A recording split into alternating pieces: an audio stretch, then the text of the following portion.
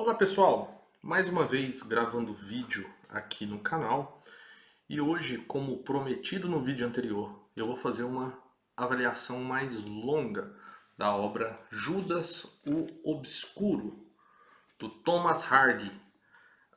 Mas antes de fazer esses comentários, eu também pretendo ler alguns trechos da obra para vocês perceberem a densidade da narrativa do autor. Mas antes disso, eu gostaria de pedir, se inscrevam no canal, ative as notificações. Na descrição do vídeo eu deixarei o link para aqueles que tiverem interesse em adquirir a obra. Também deixarei na descrição do vídeo o link para os meus cursos relacionados a técnicas de leitura, à filosofia platônica e ao Dostoiévski, certo? Bom, como então dito, Thomas Hardy é um poeta e romancista inglês que nasceu em 1840 no condado de Dorset, parte do antigo reino anglo-saxão de Wessex. Foi educado em casa pela mãe até os 8 anos, quando começou a escola primária sem condições de ir à universidade. Aos 16 anos concluiu sua educação formal, tornou-se aprendiz de um arquiteto local e por muitos anos a arquitetura lhe serviu como profissão. Em seu tempo livre, perseguia seu primeiro e último amor literário, a poesia. Bom, e aqui tem toda o resto da sua descrição, mas eu fiz a leitura dessa parte porque existe alguma semelhança biográfica entre a narrativa do romance e a vida do próprio Thomas Hardy, que era como alguns, depois eu mostrarei no Otto Maria Carpo, alguns o consideravam extremamente pessimista, tá? Essa edição, eu vou repetir aqui como eu disse no vídeo anterior, ela possui uma introdução da Virginia Woolf sobre os romances do Thomas Hardy, né? E aqui, bom, ela diz o seguinte: o que Thomas Hardy nos deu não foi mera transcrição da vida em uma certa época e lugar. Trata-se de uma imagem do mundo e do quinhão do homem, tal como se manifestaram a uma imaginação poderosa, um gênio profundo e poético, uma alma humana e gentil. Virginia Woolf. T.S. Eliot diz que o seu estilo beira o sublime. Otto Maria Carpo está aqui, depois eu vou lendo a sua história da literatura. Diz Hardy é um dos poetas mais densos da língua inglesa. Bom, agora mesmo nós voltamos ali para o livro em si, mas agora é o terceiro volume da História da Literatura Ocidental do Otto Maria Carpo. Gostaria de destacar alguns pontos aqui, ditos pelo crítico literário. Thomas Hardy, escritor infatigável, apesar de perseguido pela diferença ou hostilidade dos seus patrícios, alcançou, pelo menos na extrema velhice, a fama universal que mereceu como um dos grandes escritores da maior das literaturas. As homenagens em 1920 na Inglaterra e as de 1922 na França eram comoventes. Desde então houve um ligeiro declínio. Gerações novas não gostaram, mais uma vez, do pessimista, mas não sabem opor nada ao estoicismo viril de Hardy. Hardy é um dos poetas mais densos da língua inglesa. Um crítico americano de filiação muito diferente, Hanson, coloca-o entre os 3 maiores poetas da língua no século XX, ao lado de Keats e Eliot.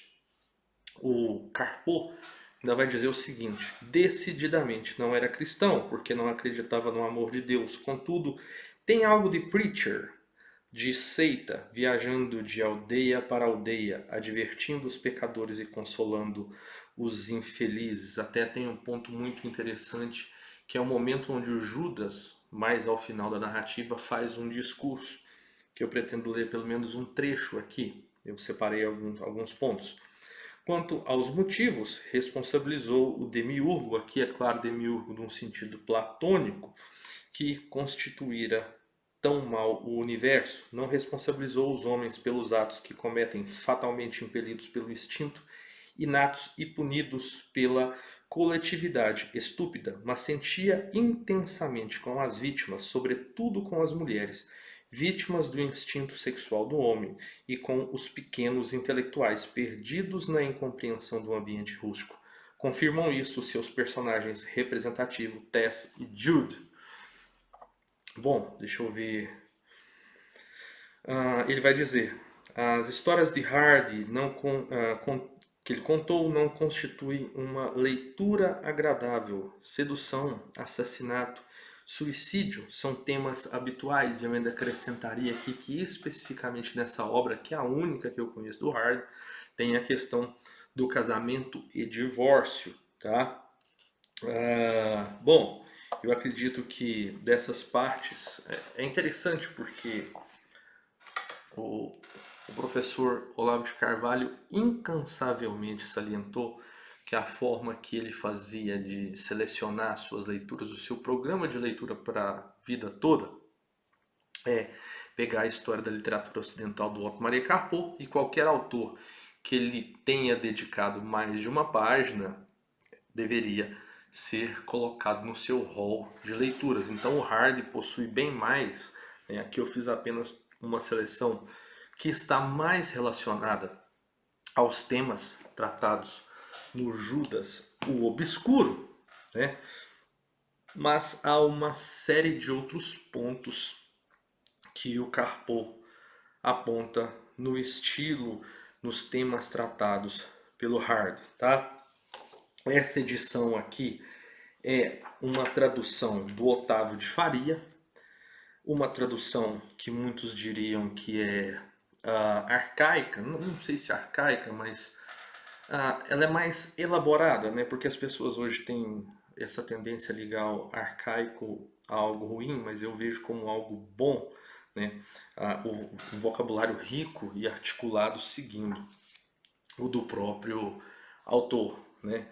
E aí, bom, o tema, então, qual é o tema da narrativa? Antes de ler um trecho da própria obra, o Hardy diz o seguinte: sendo este um romance endereçado por um homem, para os homens e mulheres maduros, que procura tratar com naturalidade a aflição e a perturbação do espírito, o escárnio e o infortúnio que podem seguir o rastro da mais forte paixão conhecida pelo homem e narrar sem afetação de palavras a tragédia de aspirações não realizadas. Eu não estou ciente de que haja no tratamento algo que lhe possa ser tomado como exceção. É necessário apontar que aqui esse romance, o romance do Hardy foi mal recebido, porque ele diz, né, no pós-fácil dessa edição, que as pessoas entenderam que o tema predominante seria a questão do divórcio. Ele salienta que não é. Bom, mas nós temos que lembrar que se trata de um romance da pós-era vitoriana, ali na Inglaterra, e tinha todo um tabu ligado à questão do divórcio. Não estou fazendo julgamento de méritos sobre o divórcio ou não. Gostaria que vocês se atentassem a isso. Eu estou dizendo que tem na obra, tá? Que é um dos pontos, mas é um ponto secundário, na verdade, nessa obra do Judas o Obscuro. E aí, bom, basicamente a história também possui um enredo simples e que tem essa identificação com o próprio autor, Thomas Hardy, que conta a história do Judas, que era um menino que vivia em um vilarejo muito pequeno chamado Evergreen, Mare Green. E aí, o que acontece? É porque ele passa por uma série de cidades. Ele passa por Mare Green, Christminster, Melchester, Cheston, Aldbrickham e em outros lugares, né? E de novo ele retorna a Christminster. Por que Christminster? Porque no enredo era a cidade para onde ele almejava ir para conseguir se tornar, se graduar, né? Conseguir o diploma nas letras. E o enredo começa contando a história de um professor que está deixando esse vilarejo de Mare Green. E aí começa a contar a história de Judas, que nesse momento era apenas uma criança, que era do professor Phillotson. Bom, e eu gostaria de apontar algumas questões aqui sobre esse nosso personagem, né? Diz o seguinte na página 31: seu semblante tinha endurecido como o de uma criança que cedo demais tivesse conhecido os espinhos da vida.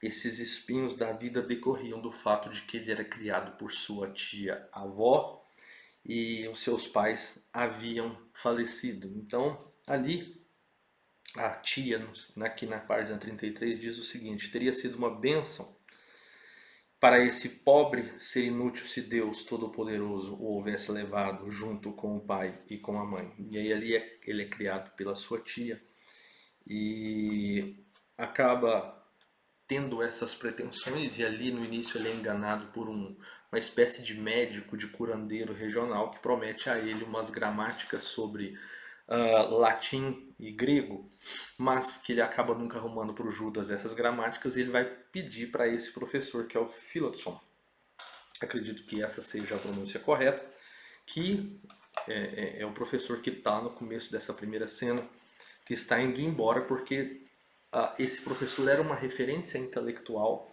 para o Judas também, porque ele dizia que ele iria para Christminster, porque ele poderia ali alcançar as letras, se tornar professor, se tornar ministro da igreja, enfim, seguir uma vida eclesiástica. E Judas é um autodidata, tá?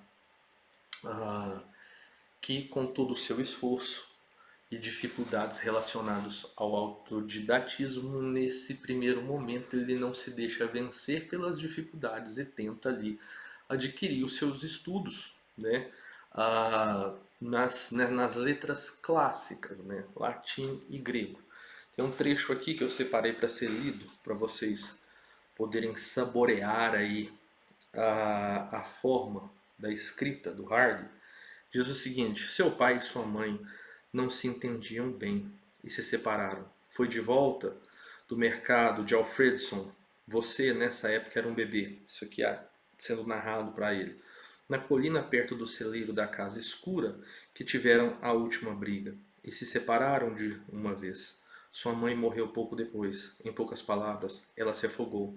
E seu pai partiu com você para o sul de Wessex, nunca mais tendo voltado aqui. Judas se lembrou do silêncio do pai sobre o Wessex setentrional e sobre sua mãe. Até o dia de sua morte nunca falara nem de um nem de outro. Sucedeu o mesmo com a irmã de seu pai. O marido a ofendeu e depois disso foi-lhe tão penoso viver com ele que partiu para Londres com a criancinha que o tinham. Os Fawley não nasceram para o casamento. Conosco nunca dá certo. Há qualquer coisa no nosso sangue que não aceita fazer por obrigação o que livremente fariam de boa vontade. Eis porque você deveria ter me escutado e não ter se casado. Esse trecho aqui é a tia do Judas conversando com ele, porque logo no início do livro ele se casa com a Arabella, tá? Ele se encontra numa cena ali onde a família dela cuida de porcos, e ele, como havia se dedicado estritamente à vida intelectual, não conseguia perceber essas nuances relacionadas ao amor e logo terminou sendo enganado por ela. Ela é uma pessoa que fazia escovinhas no rosto e que usava cabelo postiço, e é interessante porque tem uma cena bem marcante que diz que eles saíram e foram a uma taberna. E ela conhecia todas as bebidas do local e ele não entendia por que nessa taberna possuía justamente um quadro de Sansão e Dalila. Então, a obra do Hardy, ela é permeada dessas referências religiosas, tá? Cristãs.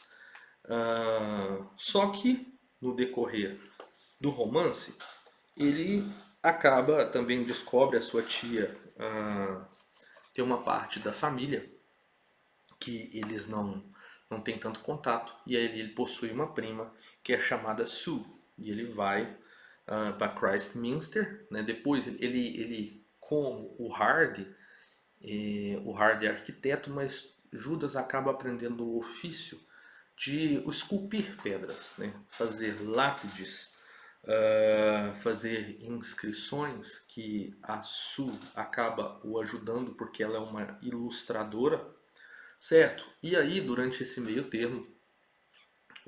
tempo, né, a Arabella acaba abandonando Judas e se mudando para a Austrália. Eles ainda estão casados. Após a mudança para a Austrália, ele passa a ir para Christminster e conhece ali a sua prima Sue, que ele num primeiro momento ele evita de se apresentar a ela, porque ele presume que ela é extremamente elevada, enfim, uma pessoa de vida mais intelectual, mas ele acaba se envolvendo com, com, com a Sue, e ela que mudaria da cidade, ele acaba arrumando uma vaga de professora substituta junto com o Phillotson, que é o primeiro professor lá dele na aldeia, que começa a cena do filme, e aí a Sue se apaixona, começa a se relacionar. Na verdade, ela não se apaixona, ela começa a se relacionar com o Phillotson, que é esse professor, que é hierarquicamente superior a ela. Só que o Judas se apaixona pela Sue. E aí, ela acaba aceitando se tornar noiva, a Sue do Phillotson. E Judas fica desesperado e se embriaga, né? Porque uma das fraquezas, um dos seus vícios era a embriaguez. E ela aceita noivar e se casar com ele. Mas Judas era apaixonado por ela, né? E aí eles acabam se descobrindo como amantes, né? Eles se amam, mas tem a questão de que Judas acaba contando para Sue que ele era casado com Arabella, que ela estava na Austrália, que ela não voltaria por razões nenhumas, enfim. E ela acaba voltando, né? Ela volta, a Arabella da Austrália, mas eles não voltam. E aí Judas começa a viver o que alguns chamam de maritalmente, ou uma espécie de concubinato, uma relação que não é um casamento com a Sue, né? E junto com a Arabella, quando ela retorna, a Arabella conta que ele estava grávida do Judas. E Judas, nesse meio tempo, trabalhando nessas questões de esculpir, né, as lápides, e a Sue vai estudar num colégio e acaba fugindo do colégio justamente por causa da relação dela com Judas, e só depois o Phillotson vai descobrir. Enfim, e é um livro trágico. Por quê? Porque envolve justamente os temas que o Carpo fala, que é o amor, a sedução, e tem o ponto do suicídio, né? Que aí do primeiro relacionamento do Judas com a Arabella nasce um filho que está na Austrália e retorna, e aí do seu relacionamento com a Sue acaba nascendo outros dois filhos. E aí, em um determinado momento, o filho do Sue, perdão, do Judas, que eles apelidaram ele de Pai Tempo, porque ele também é como Judas, uma pessoa, uma criança, mas com hábitos de pessoa mais velha. Ele acaba tendo essa sensação de que ele não deveria existir. Ele tinha esses outros irmãozinhos. E numa determinada cena, a Sue deixa eles em casa para ir atrás do Judas, que não tinha conseguido o alojamento no mesmo lugar. E o Pai Tempo, que aí acaba recebendo o nome também de Judas, mas mantém esse apelido, ele acaba matando seus dois outros irmãos e suicidando. E aqui há um determinado momento onde o Judas faz um discurso, né, que ele está ali em Christminster, né, entre as suas indas e vindas, fazendo essa justificativa, aqui meio como um pregador no meio de uma multidão. Ele diz o seguinte: é um problema difícil, amigos, para todos os jovens. Problema ao qual me atirei e sobre o qual milhares dos outros refletem atualmente, nestes novos tempos, deve cada um seguir cegamente o caminho em que se acha sem considerar seus dotes pessoais, ou deve, pelo contrário, pesar as aptidões, as aparências que possa ter e mudar a direção da sua vida? Foi o que eu tentei fazer e fracassei, mas não admito que o meu fracasso valha como prova de que estava errado, do mesmo modo como não admitiria que o sucesso justificasse o fundamento do meu ponto de vista. E é assim, entretanto, que muitas vezes julgamos os esforços, não pelo valor essencial, mas pelo resultado final. Se eu tivesse tornado um desses senhores vestidos de vermelho e preto que estamos vendo descer ali, todos diriam: vejam como este homem agiu sabiamente, seguindo o pendor de sua natureza. Mas não tendo acabado melhor do que comecei, dizem: vejam como este homem agiu estupidamente, seguindo o capricho de sua imaginação. No entanto, foi a minha pobreza e a minha vontade que determinou a minha derrota. São precisas 2 ou 3 gerações para fazer o que eu tentei fazer numa só. Meus instintos, minhas paixões, talvez devesse dizer meus vícios, eram fortes demais para não obstruir o caminho de um homem sem recurso. Precisaria de ter sangue de peixe e um egoísmo de porco para ter realmente uma probabilidade de me tornar um homem importante. Vocês podem ridicularizar-me, permito que o faço. Presto-me bem a isso, não há dúvida, mas creio que se soubessem de tudo por que passei nesses últimos anos, vocês teriam antes pena de mim. E se eles soubessem? Indicava com um gesto de cabeça o colégio onde os doutores estavam chegando. Fariam possivelmente o mesmo. Realmente, ele tem um ar doente e exausto, disse a mulher. O rosto de Sue exprimia sua emoção, mas embora estivesse ao lado de Judas, ficava escondida por ele. Talvez eu seja útil antes de morrer, como um terrível exemplo de que não se deve fazer, uma espécie de ilustração de uma história edificante, continuou Judas, não sem certo amargor, se bem que tivesse começado a falar com seriedade. Não sou, afinal de contas, senão uma desprezível vítima desse espírito de inquietude moral e social que faz tantos desgraçados de nossa época. Não lhe diga isso, murmurou Sue, com lágrimas nos olhos, compreendendo o estado de espírito de Judas. Não é isso que você é. Você lutou nobremente para se instruir. E só almas muito baixas poderiam censurar por isso. E aí Judas continua o seu discurso, que ele está num momento onde ele está vendo uma passeata, né?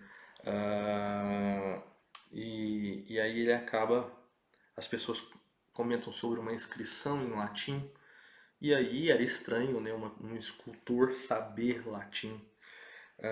E aí ele começa a fazer essas explicações porque tudo aconteceu de forma trágica na vida dele. E aí eles vão procurar um alojamento. E eu vou ler o trecho da conversação entre a Sue e o pai Tempo, que é o filho mais velho, que é da Arabella, mas Sue o cria como um filho, né? Mãe, que faremos amanhã? Não sei, respondeu Sue com a voz desacoroçoada. Receio que isso vá atormentar seu pai. Gostaria que papai estivesse bem e que tivesse havido lugar para ele aqui. Nesse caso, o resto não importaria. Pobre papai. Não importaria mesmo. Posso fazer uma pergunta? Não. Tudo é tristeza, adversidade e sofrimento. Essa aqui é a fala da Sue para a criança.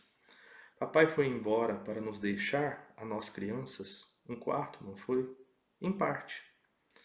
É melhor estar fora deste mundo do que dentro, não é? É quase melhor mesmo, meu bem. E também por causa de nós crianças que vocês não podem arranjar um bom alojamento, não é? Bem, algumas vezes as pessoas não querem crianças. Então, se as crianças atrapalham tanto, para que as pessoas têm crianças? Porque é uma lei da natureza. Mas nós não pedimos para nascer. Na verdade, não. E o que há de pior no meu caso é que você não é minha verdadeira mãe. E não seria obrigada a tomar conta de mim se não quisesse. E eu não deveria ter vindo. Isso é que é verdade. Eu atrapalhava a vida deles lá na Austrália e atrapalho a de vocês aqui. Queria nunca ter nascido. E aí, em razão dessa conversa, que a Su acaba se culpando depois, acaba decorrendo do assassinato dos irmãos e do suicídio. E aí, em razão disso, a Su acaba entendendo que ela, que era cética em relação à religião, ela acaba entendendo que o fato de o filho mais velho, Judas e o pai Tempo, que era filho do Judas e da Arabella, matar os seus outros dois filhos, era uma espécie de vingança, porque ela e Judas haviam se unido incorretamente. Então ela decide voltar para o Philodson, que era o professor lá do começo da história, e que eles acabavam. Ele se casou com a Su, mas ela o deixou, ele consentiu que ela o deixasse e veio a ficar com Judas. Bom, então ela não quer de forma alguma, porque ela acredita que, em razão do sacramento, ela estaria.